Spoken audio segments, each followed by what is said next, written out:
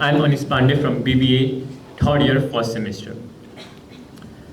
I had always been imagining and procrastinating big transformations that would change me and my destination in a week. Since I was a little kid.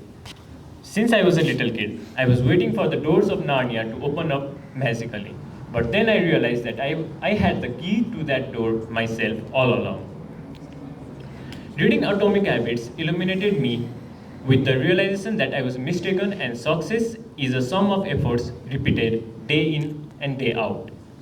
I had my share of atomic habits long before I even read this book. Something that I had to suffer, a problem that I had to suffer throughout my school days was the problem of bad handwriting. I think most of you can relate it with me. I thought that good handwriting was innate and God given. I even envied my friends who had good handwriting. But, like James Clear wrote on the first chapter, you can only take it up to a certain threshold. That was something that was bound to happen. And like that, my problem of bad handwriting was enough for me. And from that day, I decided that while my friends were playing and enjoying their seventh grade life, I decided to go back to the basic and I wrote every single letter. I chose a single letter for a single day and I wrote that letter until I made that letter perfect. I definitely had doubts on my process at the beginning because it was slow and I felt like I was going nowhere.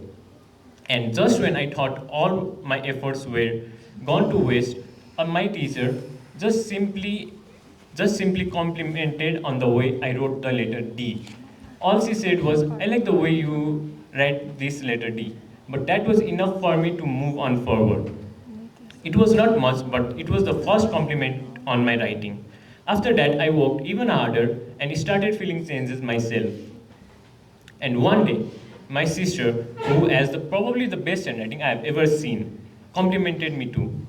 That was the moment I felt like my goal was satisfied, that I achieved what I was willing to achieve. And this same concept of goals and motivation is where my views are contradicted with James Clear. Unlike him, I think goals and motivation are just as important as the process. I was on the verge of quitting. I felt like a pendulum. I felt like I was going nowhere. But when the compliments started rushing in and I felt like my goals were satisfied, I that gave me the motivation to move forward. So I don't think goals and motivations are overrated, but rather they are an integral part of the process in itself. One of the main questions that I faced during my read was, are my behaviors shaping my habits or are my habits shaping my behavior? This led to me to realize that in my world I am filled with distractions and indiscretions. And this book has certainly paved the way for me to overcome these obstacles.